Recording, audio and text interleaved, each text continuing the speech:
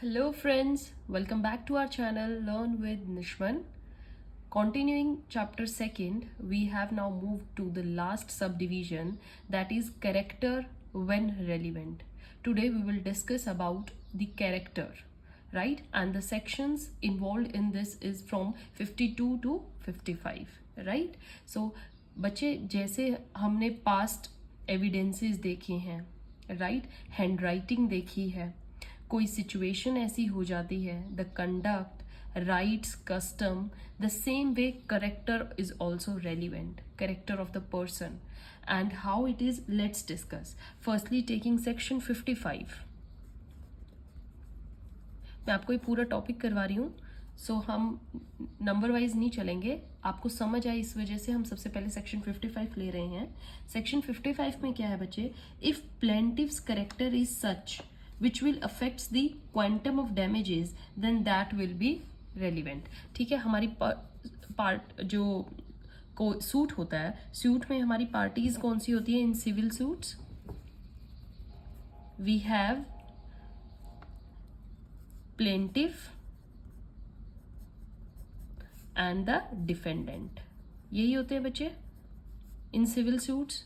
तो यहाँ पर क्या होता है? प्लेंटिफ केस डालता है डिफेंडेंट पे, और डिफेंडेंट कौन होता है? एक्यूज्ड होता है, राइट? बट कई बार जब प्लेंटिफ को कोई बेनिफिट मिल रहा हो उस टाइम पे उसका कैरेक्टर देखना भी रेलिवेंट रहता है. अब मान के चलिए डब्ल्यू है एंड हस्बैंड है, wife and husband. Okay, so if wife ने सूट फाइल कर दिया हस्बैंड पे for claiming the damages or claiming any amount of money, then wife's character was such that may affect the quantum of damage.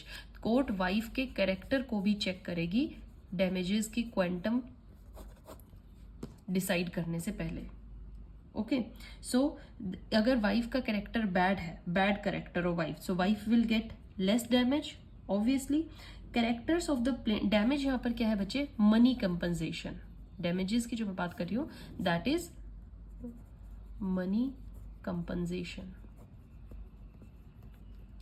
Okay, so if wife suit file करके damages claim करना चाह रही है तो court will first check the character of wife, right? So character of plaintiff जो होता है is relevant and not of defendant. Defendant के कैरेक्टर को चेक नहीं करना, क्योंकि डिफेंडेंट को तो पे करना ही है, उसको वैसे भी पे करना है, वैसे भी, right? So damages ought to be given to plaintiff.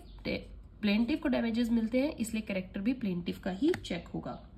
Now 52, अगर हम 52 की बात करें, ये 55 हमने डिस्कस किया.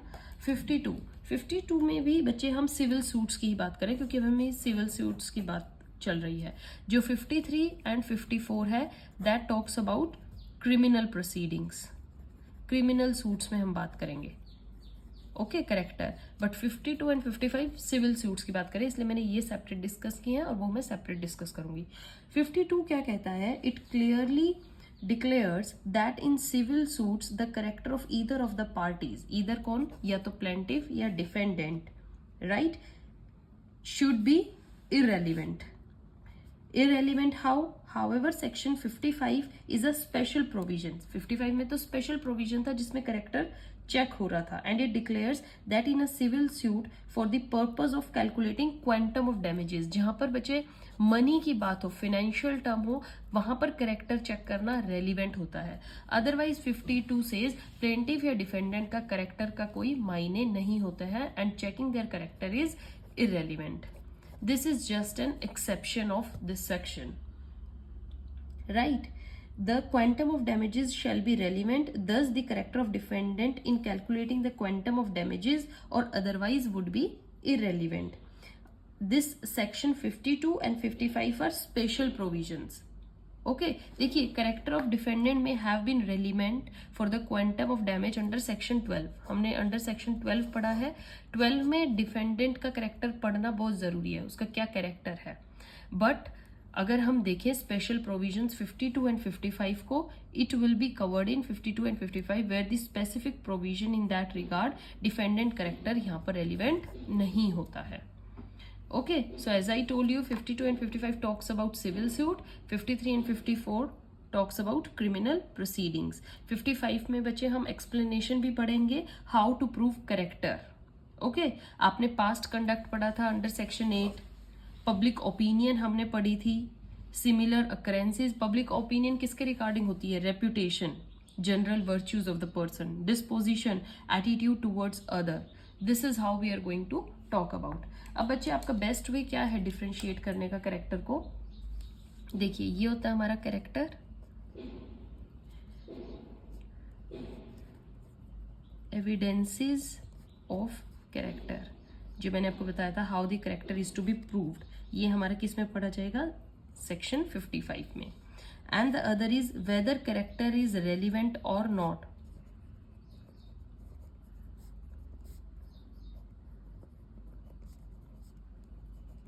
ठीक है, ये हमारी सिविल सूट्स हैं और ये हमारे क्रिमिनल प्रोसीडिंग्स हैं। तो सिविल सूट्स में 52 एंड 55 एंड क्रिमिनल प्रोसीडिंग्स में 53 and 54। Okay, evidences of character सबसे पहले लेके चलते हैं, हम ये पार्ट डिस्कस करते हैं। एविडेंसेस ऑफ कैरेक्टर में क्या है बच्चे? देखिए आप सेक्शन 8 में हमने पढ़ा था प्रीवियस कंडक्ट, तो हम उससे एविडेंस चेक कर सकते हैं। सिमिलर अकरेंसेस जब होती हैं अंडर सेक्शन 14 एंड 15 हमने डिस्कस किए हैं बच्चे, वो हम लेंगे। Then opinion, public opinion, evidences में बहुत तरीके की एविडेंसेस होते हैं। ठीक है, तो आप लिखेंगे भी दैट पास्ट कंडक्ट। हम सबसे पहले ये पार्ट डिस्कस कर रहे हैं बच्चे under section 8, then your similar occurrences under section 14 and 15, then is your opinion of public, जो हमने अभी लास्ट वीडियोस में ही करी है। So character will be manifest from the previous conduct and similar occurrences, therefore it can per se be proved. No need to show that character is relevant और not. Relevant show करने की जरूरत नहीं है। तो इसमें अपने को समझ में आया। अब आ जाते हैं हम सेक्शन 53 और 54 को डिस्कस करते हैं। 53 क्या कहता है? that character is relevant but how to prove it, how to prove good character। देखिए previous conduct हम किसी का शो कर सकते हैं, right? it may be proved even if character is not relevant, but reputation and disposition may be proved। किसी की reputation बता सकते हैं हम। reputation क्या होती है? opinion of people regarding the virtues। reputation of person is opinion of people regarding the virtues of the person, like he has good qualities, whether he have the bad qualities, right? क्या लोगों की image है, person की image है लोगों के mind में, that is reputation. Okay, so if your teacher is having an opinion due to some character of a student, इसका मतलब whether that student is honest और he is cribbing. Opinion is based upon some incident, right? So reputation is not formed abstract, एकदम से नहीं बनती है, आप series check करते हैं, राइट? सपोज मान के चलिए evidence is to be given of bad character, आपको किसी के बैड कैरेक्टर का एविडेंस देना है।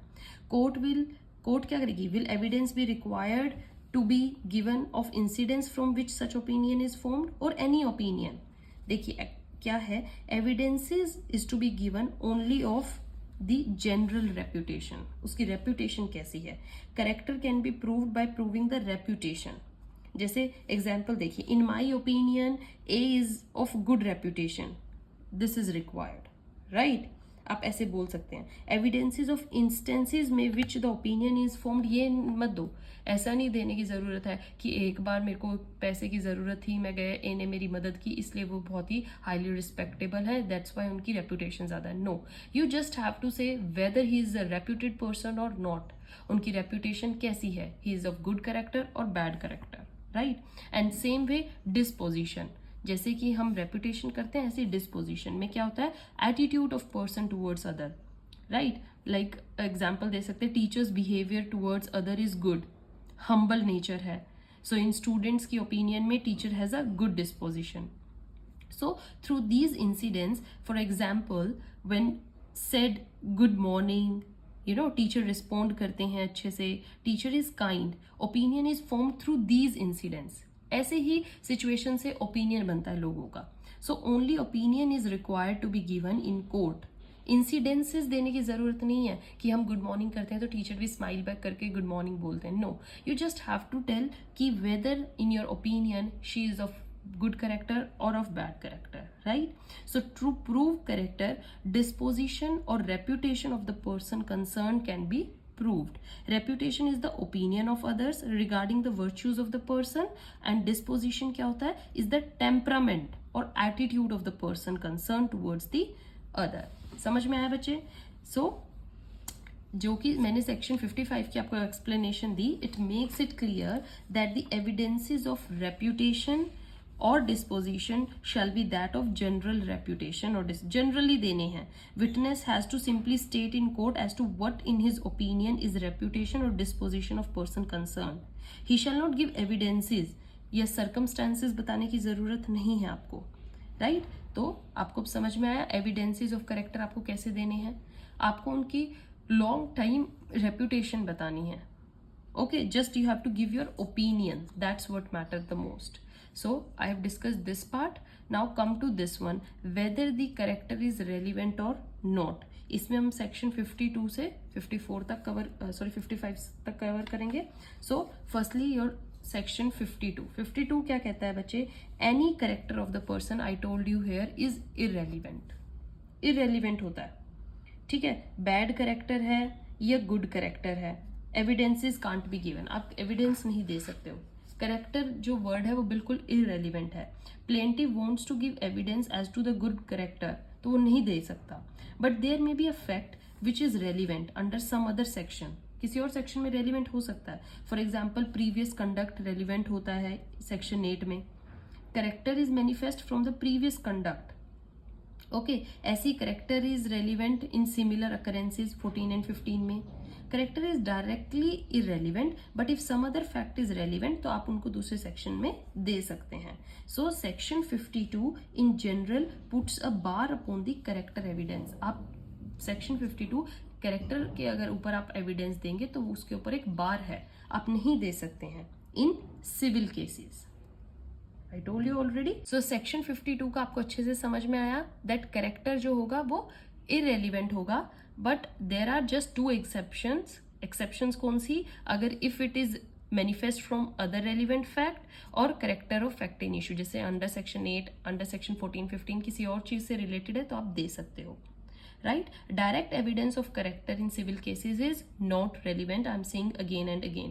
There can be case where character is fact in issue. तब आप दे सकते हैं. Example देखिएगा. A told C that B is the person of bad character.